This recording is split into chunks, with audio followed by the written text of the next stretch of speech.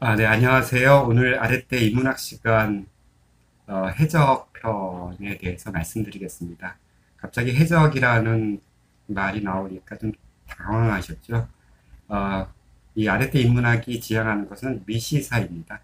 그러니까 이 미시사를 통해서 어떻게 보면 우리가 무슨 한 정치, 역사, 사회, 경제 뭐 이런 것들을 조금 망라해서 여러 다각도에서 살펴보면서 또 한 시대 그리고 한 지역의 어떤 인문학적인 측면들을 좀 더 드러내 주려고 그렇게 마련된 것이기 때문에요. 예. 그런 설명을 좀 드리고 해적이라고 얘기를 하니까 뭐 이것도 좀 뜬금없게 들리겠고 여러분들도 좀 당황하실 수 있을 것 같아요.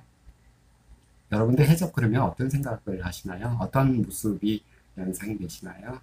뭐 애꾸는 기본이고 뭐 절름발이에다가 뭐 파란 쪽 없는 사람들 얼굴에 뭐 칼자국 정도는 하나씩 가지고 있어야 되는 그런 모습을 떠오르겠죠. 바로 이러한 모습은 조니 뎁이 주연으로 나왔던 캐리비안의 해적 편에 해당하는 모습 그런 것들을 보셨다면 이미 충분히 그 모습이 우리한테 각인되어 있고 이것이 이제 대중화된 현대의 대중화된 해적의 모습이라고 할 수 있겠는데요. 벌써 이 캐리비안의 해적에서 말하는 것처럼 보여주는 것처럼 이 해적의 모습들은 또한 뭐 보물섬이라든지 뭐 피터팬이라든지 뭐 이러한 굉장히 많은 소설들과 그 이전의 연극들, 뮤지컬들 이런 것들을 통해서 이미 우리한테 잘 알려져 있는 것들입니다. 해적은 무서운 존재지요. 그리고 해적은 불법적인 존재들이었습니다. 그러니까 이들은 남의 물건을 약탈하거나 강취하거나 혹은 뭐 이들을 죽이거나 뭐 혹은 다치게 하거나 하는 어떤 그러한 불편한 사회적 존재들이었는데 이런 존재들이 또한 또 서양의 혹은 뭐 우리의 뭐 현대의 문화에 또 문명에 또 적지한 영향을 또 미치기도 했었어요. 특히 이제 대항해 시대가 시작되는 뭐 15세기서부터는 이 해적의 활동이라고 하는 것은 굉장히 대양적 활동이라고 그러죠. 그러니까 거의 글로벌한 활동이 되었었고요.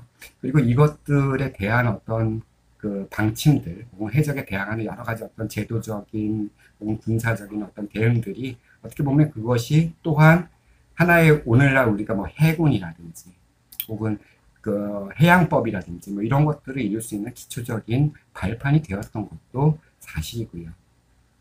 그리고 우리가 이제 해적에 대해서 좀 곰곰이 생각해 보면 이 해적은 단순히 그렇게 어, 야만적이고 폭력적이고 거의 본능에 가까운 그런 존재들이었을까? 그렇지 않습니다. 해적은 나름대로 자기의 자산들도 가지고 있어요. 배도 있어야 되고 인적 자산도 있어야 되고요. 그리고 어떤 그 군사적인 무력 충돌을 위해 그것을 준비하기 위해서 총이나 포나 칼이나 기타 등의 무기들을 갖추고 있었어야 되고요. 예, 이런 것들을 가지고 있었기 때문에 이 사람들한테 해적들은 자산이라는 거 하는 것을 가지고 있었습니다. 뿐만 아니라 이 인적 자산에 대해서 말씀을 드렸는데 그 해적선에는 뭐 많게는 수백 명까지 타고 있는 그런 큰 배들도 있었다고 하지요. 그러니까 이런 큰 배들을 운영하려면 일종의 어떤 배 속에서의 공동체 생활을 갖다가 규율하고 어떤 질서를 부여할 수 있는 어떤 법 혹은 명령 체계 뭐 이러한 어떤 제도화된 수준의 체제들이 요구됐던 것도 사실이었고요. 그러니까 어떻게 보면 어떤 조직력, 리더십 뭐 이런 것들도 굉장히 중요한 이슈가 되었을 것입니다. 그리고 또 이제 그렇기 때문에 이 군사적인 조직에 가까운 규정과 질서와 법이 이 배 위에서는 항상 존재를 했었던 것 같아요. 그리고 수탈한 물건들을 갖다가 나누고 그것을 어떻게 배분하고 어떤 수익을 가져다 주고 어떠한 보장을 하는가. 실제로 해적선들은 일종의 연금보험 같은 제도도 운영을 했다고 합니다. 그러니까 이 해적 생활이라는 것이 길지 못해요. 그러니까 그러기 때문에 어떤 사람들은 이제 해적을 그만두고 퇴직을 한다면 이 퇴직하는 해적들한테 일종의 연금조로 그동안에 행했던 모든 자신들의 활동으로 인해서 얻어진 수익의 일부를 이렇게 목돈으로 마련해 줍니다. 바로 이러한 것들이 한테 연금제도의 최초의 경우가 아니었을까라고 생각될 정도로 해적들은 당시에 생각해보면 매우 진보적인 사회체제를 운영하고 있었다라고 볼 수도 있을 것 같습니다. 이 해적이 언제 생겨났을까요? 이것은 굉장히 말이 언제 생겨났을까? 혹은 뭐 닭이 먼저일까, 달걀이 먼저일까 하는 것처럼 굉장히 어려운 문제일 것 같습니다. 뭐 실제로 고대 로마 시대, 그리스 시대 혹은 그 이전에 뭐 고대 이집트를 문명 초기 시대까지도 이 해적의 활동들은 있었다고 전해지니까요. 어, 해적은 그러니까 인간이 배를 만들어 바다로 나갔을 때부터 뭐 생겨났다라고 말씀드릴 수 있고요. 해적은 바다 위의 존재들이고 오랜 역사를 지녔고 현재까지도 뭐 소말리아나 이런 데서 해적들 많이 나오잖아요. 현재까지도 존재하고 있는 그러한 조직들이거나 그러한 존재들입니다. 이 해적들한테 필요한 것은 일단 배지요. 이 배라는 운송수단은 사실은 수레보다 먼저 생긴 것으로 고고학자들은 파악하고 있습니다. 즉 가장 간단하면서 가장 근원적이고 인간에게 정말로 이렇게 편리함을 가장 먼저 인식하게 된 그런 운송수단이었다는 것이죠. 그러니까 처음에는 뭐 물에 들 수 있는 뭐 나무통이나 뗏목이나 이런 걸 사용했겠지만 이런 조선 기술이 발달하면 함에 따라서 이 배는 유서량의 선체를 가지게 됐고 부력을 이렇게 최대한 하는 어떤 구조들을 가지게 되었어요. 그래서 이제 그 오늘날 보면 이 배 종류라든지 어떤 쓰임새라든지 이런 것들이 매우 다양하지요. 뭐 크기도 천차만별이고요. 그리고 배를 만드는 어떤 그런 재료도 초기에는 뭐 나무 같이 뭐 그런 것들이 주로 쓰였지만 현재는 뭐 철, 플라스틱 뭐 여러 가지의 재료들이 사용되고 있는 것도 사실입니다. 그러니까 배를 움직이는 원동력도 많이 발전을 했지요. 뭐 이것도 일종의 우리가 이제 산업의 역사의 한 단면으로도 찾아볼 수 있는데, 뭐 처음에는 뭐 사람의 인력으로, 그러니까 노를 젓거나 뭐 이런 것으로 해서 배를 움직였겠지만, 이후에 뭐 해류나 풍력을 이용하는 배들이 나타나서 이것이 대항해 시대까지도 그 이제 주된 원동력으로 자리를 잡았었고요. 산업혁명 시대 이후에는 이제 그 증기기관을 사용하고 그 이후엔 내연기관, 나중에 뭐 그 전함들을 보면 이제 원자력을 이용하는 그러한 배들도 나타나기도 했습니다. 이 배를 만드는 것은 동서양을 가리지 않고 오랜 동안 실제로 이것들이 어떻게 보면 그 산업혁명 이전에도 인간의 기술력들이 총집합하는 그러한 제재였기 때문에 이 배를 만드는 기술은 거의 국가기밀에 속했었고요. 가령 뭐 13세기, 14세기 베네치아만 해도 이 아르제날이라고 하는 조선소에서는 배를 만드는 기술이 극비로 국가기밀로 붙여져가지고 한번 들어간 노동자가 그 밖을 나오기가 어려울 정도로 그렇게 철저하게 통제된 기술 보존을 이루었다고 할 수 있었습니다. 도대체 해적들은 이 배를 어떻게 구했고 이 배를 갖다가 어떻게 운영했고 혹은 만들기도 했을까요? 그러니까 이런 것들이 이제 그 해적에 대한 생각을 할 때 제일 먼저 떠오르는 것들입니다. 이 해적에 대한 내용들을 이야기할 때 뭐 여러 가지 문헌에서 이 해적의 활동 사실을 알 수 있는데, 이 문학적으로는 뭐 고대 그리스 신화에서도 해적들이 등장하고요. 특히 이제 아르고호의 모험이라고 하는 뭐 그리스 신화를 보면 이 자체가 그들은 영웅으로 영웅 이렇게 칭송하지만 실제로 이들의 행위들을 보면 약탈 행위들이 들어가 있어요. 그래서 어떻게 보면 이것들이 이제 초기 해적들의 형태들이 아니었을까라고 생각이 됩니다.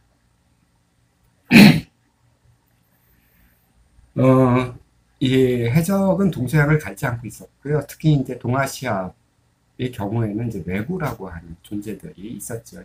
이 왜구를 막기 위해서 중국도, 한국도 오랜 동안, 그러니까 뭐 삼국시대에서부터 남겨진 기록들에 의하면 뭐 장부고의 활동 뭐 이런 것들, 혹은 뭐 조선시대에도 이 서해안 뭐 남해안 연안들의 읍성 같은 것들을 많이 설치해 놓은 것을 보면 이 외부의 침략들이 상당히 많았고 이것을 방비하기 위한 대책으로서 이러한 조치들을 행했다라고 볼 수 있을 때 이 외적의 활동이라는 것이 상당히 빈번했었고 또 규모가 컸었고 뭐 준국가적 규모로도 발전을 했었고 이들이 뭐 태평양 뭐 아니면 동해서해 뭐 남해에서도 활동을 했던 것들로 알려져 있습니다. 제가 말하고자 하는 것은 이제 해적은 근대 세계를 열었던 혹은 근대를 이끌었던 선구자적인 존재라고 설명드리고 싶어요.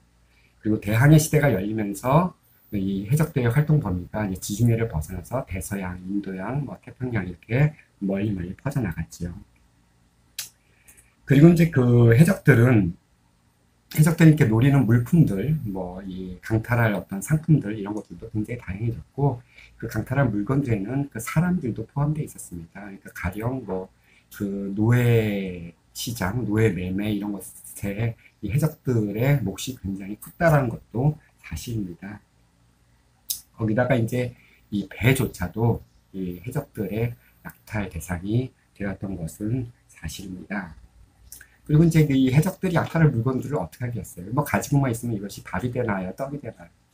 하여튼 이 약탈한 물건들을 또한 다른 소비재로 바꿔야 될 수 있는 2차 시장 같은 것들이 존재를 했겠죠. 그리고 이 해적들이 또한 그 인적인 어, 그 수준을 유지하기 위해서 물론 이제 약탈한 배에서 선원들을 자기 사람으로 삼거나 했기도 했겠지만 뭐 노예 시장에서 사람을 사온다든지 혹은 자유계약에 의해서 해적에 취업한 사람들도 있을 테고요. 뭐 이러한 여러 가지 어떤 상황들이 해적의 운영에 포함되기도 했습니다. 이 해적들의 활동을 제어하기 위해서 여러 나라는 이 그 해군 전력을 강화시키게 되는데 이런 해군 전력을 강화시키기 위한 것들이 일종의 이제 오늘날의 이게 상시적 해군들을 탄생시킨 원인이 되기도 했었고요. 그리고 이제 그 일반 상선들은 이 해적들이 언제 맞닥뜨려질지 모르니까 상선마다 이 싸움을 할 수 있는 전투 병력들을 고용을 해요. 일종의 용병들을 고용하는 그런 이제 인적 시장들이 생겨났고요. 또한 이제 그 해적들로 그럼에도 불구하고 해적들로 인해서 이제 손실이 발생했을 경우 이 배들이 가지고 있는 손실을 보상받기 위해서 이 보험업이라고 하는 것들도 생겨났습니다. 뭐 신용장을 이용해서 어떻게 보면은 그 상품에 대한 지불을 갖다가 당사자국이 하는 것이 아니라 자국 내 은행에서 그것을 결제하고 국제적인 어떤 거래에 의해서 그것을 갖다가 해결해 나가는 방식도 아마 이 해적들의 그 손실을 방어하기 위한 대책이 아니었나 이렇게 생각이 됩니다.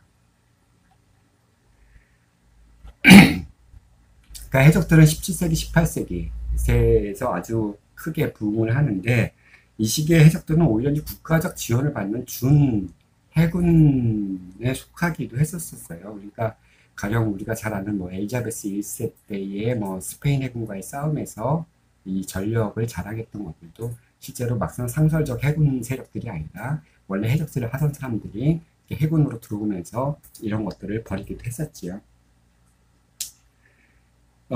이제 해적들이 근대 사회에 기여를 했던 것들은 무엇일까요? 제가 좀 한 몇 가지로서 추려서 간추려 봤습니다. 그 일반적으로 첫 번째가 해적 공동체의 민주주의적 운영이에요. 당대 사회를 보면 뭐 절대 군주 시대였고 전제 정치의 사회였습니다. 서양은 그렇죠. 뭐 동양도 그렇겠고요. 그렇기 때문에 사실은 이것에 대비되는 해적들의 어떤 사회 구조에 대해서 이제 설명을 해드리는 건데요. 그러니까 일반적으로 해적이 뭐 무소불위의 권력을 가진 1인 독재 체제다. 선장을 중심으로 이렇게 봤을 텐데 이렇게 본다면 조금 오산입니다. 그렇지 않아도 무서운 사람들이 타고 있는 해적들이 그 무소불위의 권력을 부리는 선장이 혼자서 독재를 하고 있다면 그것을 용서를 하겠어요. 그걸 견뎌내겠어요. 그러니까 그런 만큼 이 선장들도 자신들의 선언을 좀 두려워했고 이 두려운 관계들을 좀 해소해낼 수 있는 방법은 약간은 민주적인 체제였다라고 얘기할 수 있을 것 같아요. 그래서 사람들은 뭐 해적선의 인권 상황은 거의 지옥에 같거나 뭐 이렇게 생각하시는데 사실은 민주주의적 개념이 형성되었다는 것이 이미 현재 연구를 통해서 이제 드러나고 있고요.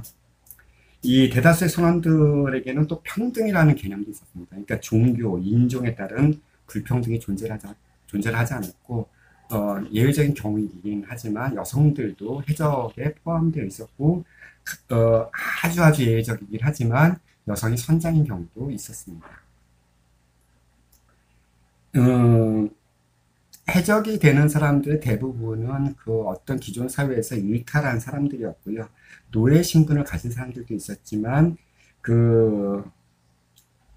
이 해적이 되기 위해서 자청했던 사람들이 꽤 많았다고 합니다. 그러니까 그만큼 이제 그런 고용시장에서 해적이 맡는 역할들이 상당히 컸었고, 실제로 이 해적이 주는 선원들에 대한 대우는 일반 상선이나 일반 해군에 비해서는 훨씬 더 높았다고 얘기를 합니다. 아까도 말씀드렸지만 연금까지 주는 것이 해적이었다라고 말씀드릴 수 있을 것 같아요.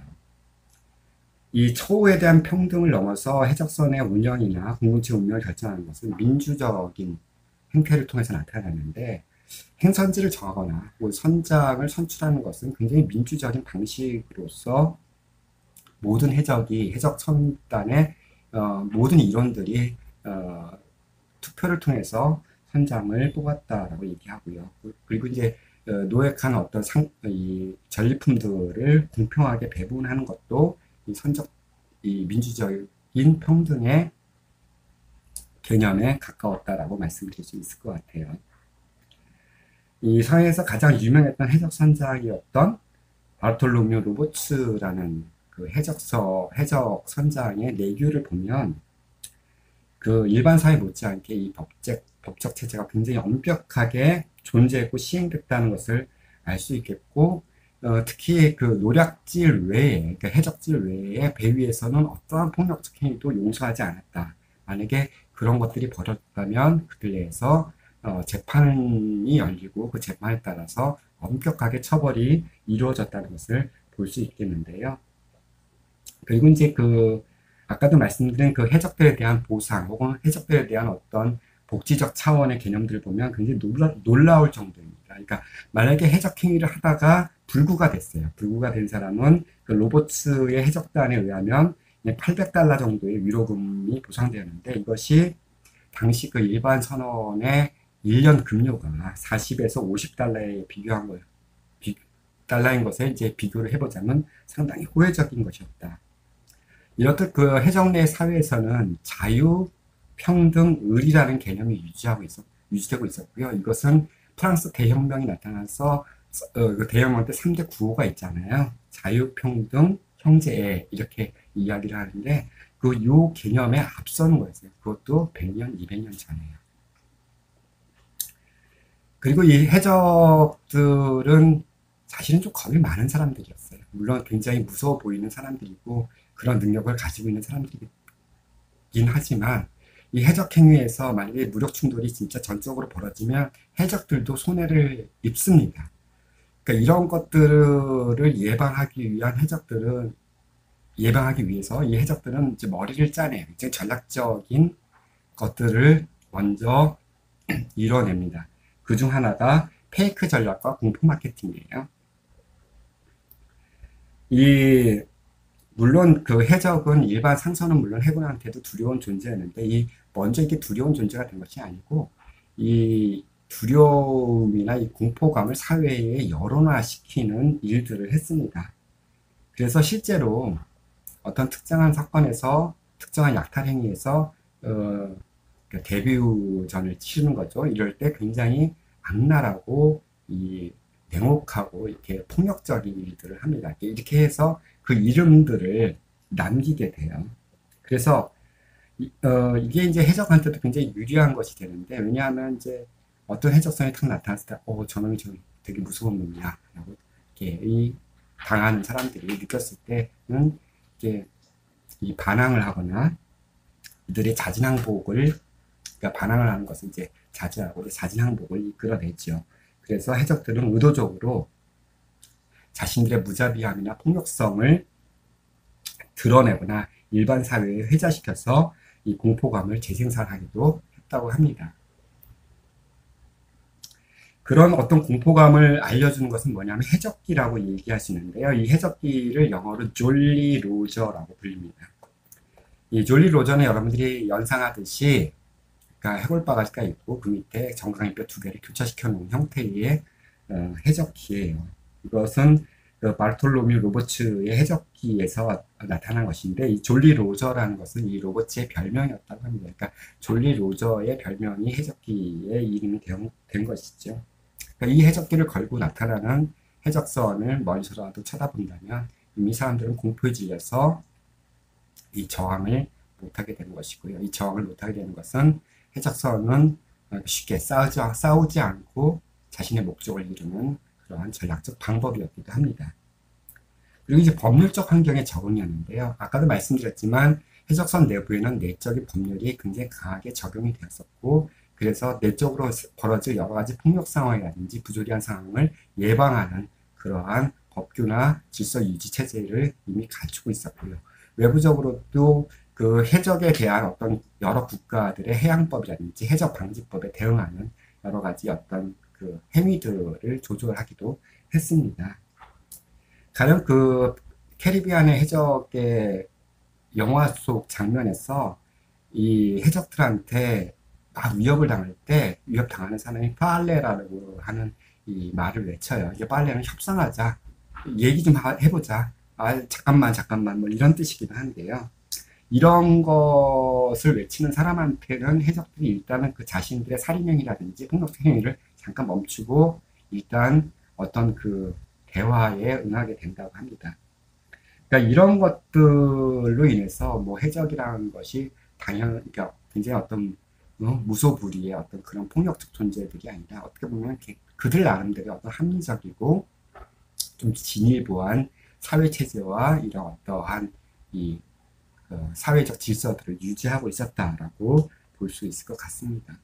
바로 이러한 측면에서 해적은 무서운 존재였고 불편한 존재였고 사회에서 악이긴 했겠지만 이것이 서양 사회에 다가올 어떤 근대적 사회의 체제를 미리 보여주고 있었다는 점에서도 매우 인상적인 역사적 존재가 아니었나 싶습니다.